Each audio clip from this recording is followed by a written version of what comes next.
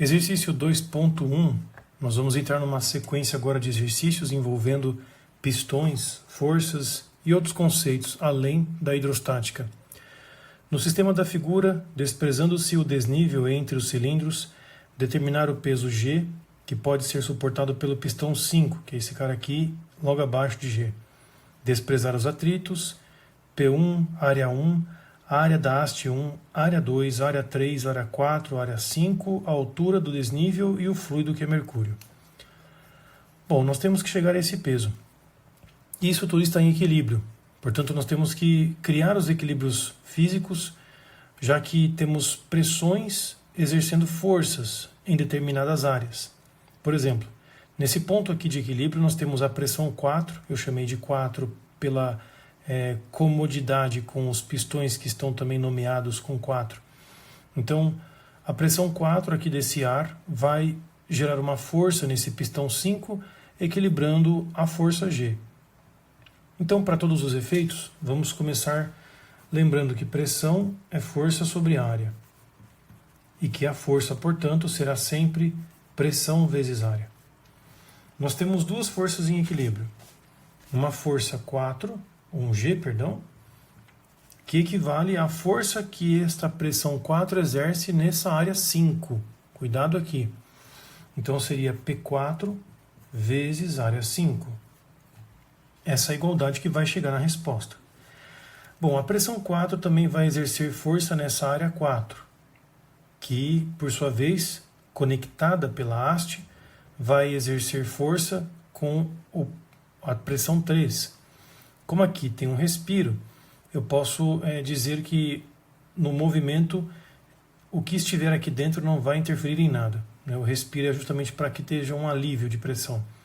Então aqui eu vou ter sempre a pressão 3 trocando força com a pressão 4. Podemos dizer então que a pressão 3 vezes a área 3 vai ser igual à pressão 4 vezes a área 4. Ok? Na sequência, essa pressão 3 agora, ela vai exercer forças no pistão logo acima, no pistão de área 1. Porém, a área não é exatamente 1.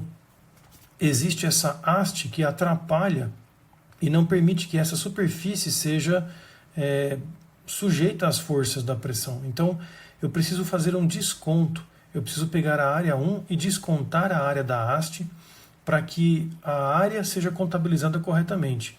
Se nós olhássemos para o pistão, como eu estou dizendo aqui agora, seria mais ou menos isso daqui. Você olhando para o pistão, essa área aqui com esse xizinho não leva em conta.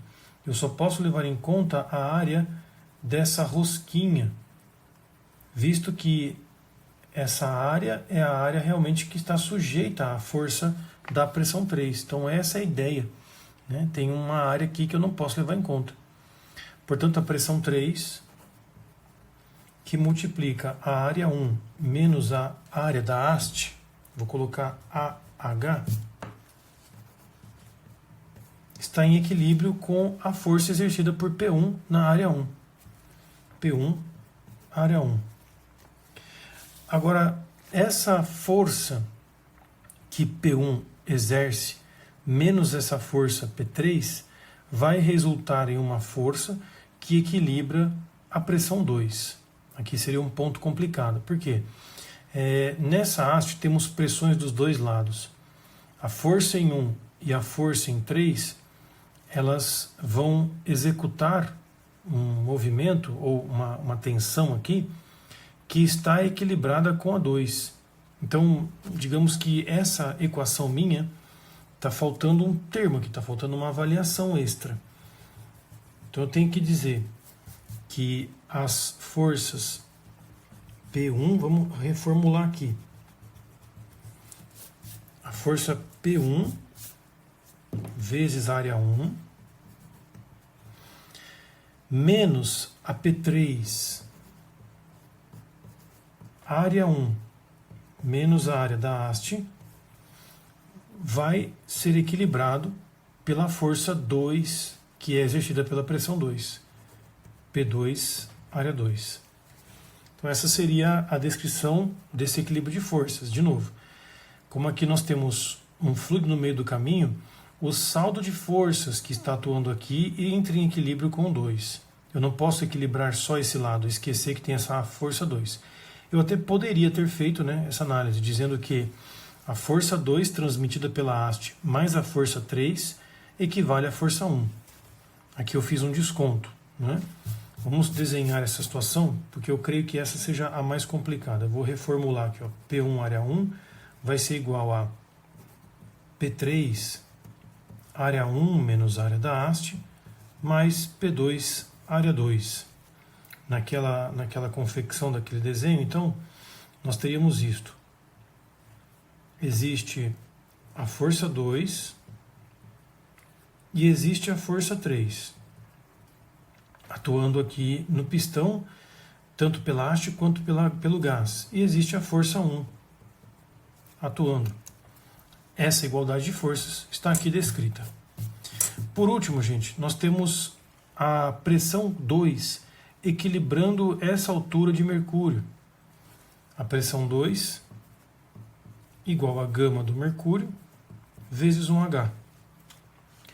É a última igualdade, né? Então, nós temos a igualdade desse pistão G, que está aqui, a igualdade desse pistão 4 com o pistão 3, foi a segunda igualdade.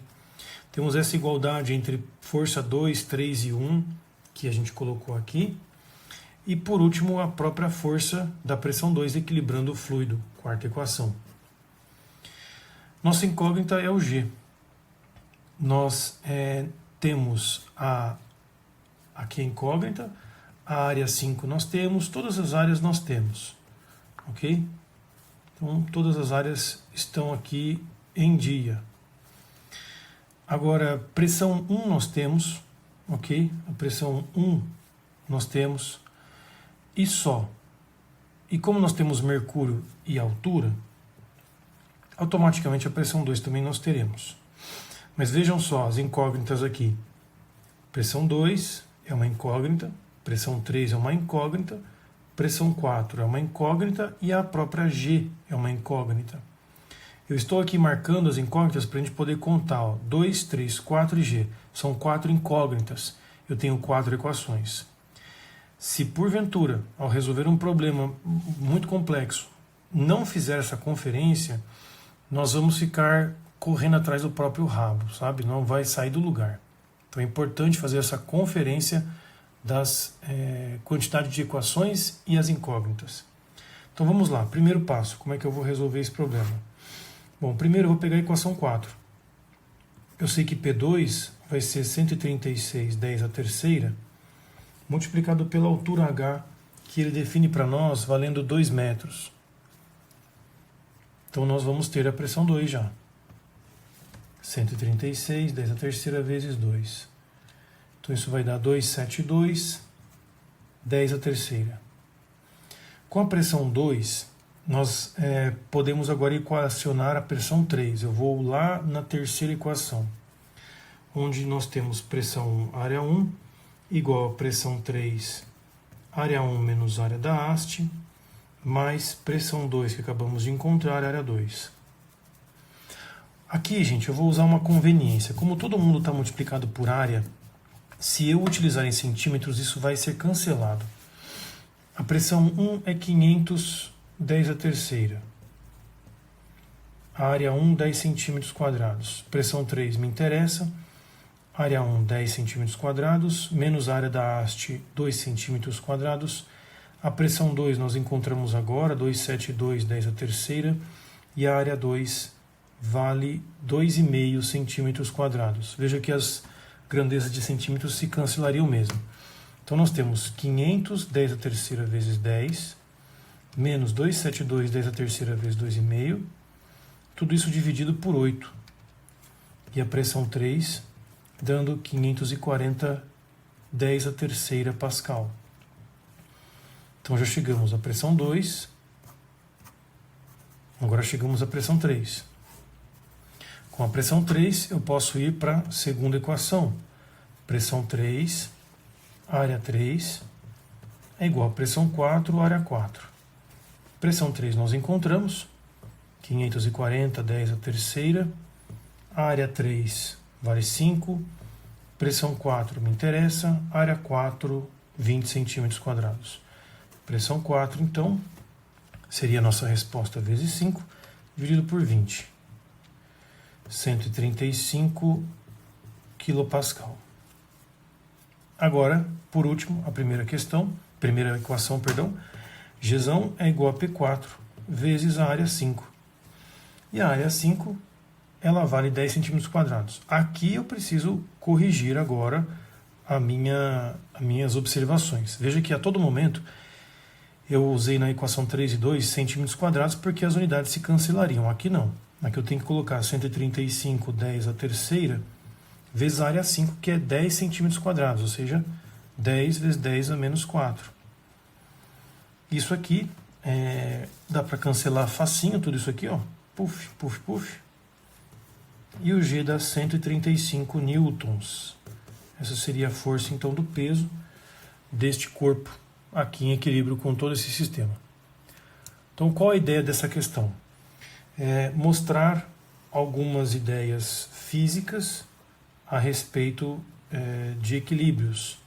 Alguns torques também vão aparecer.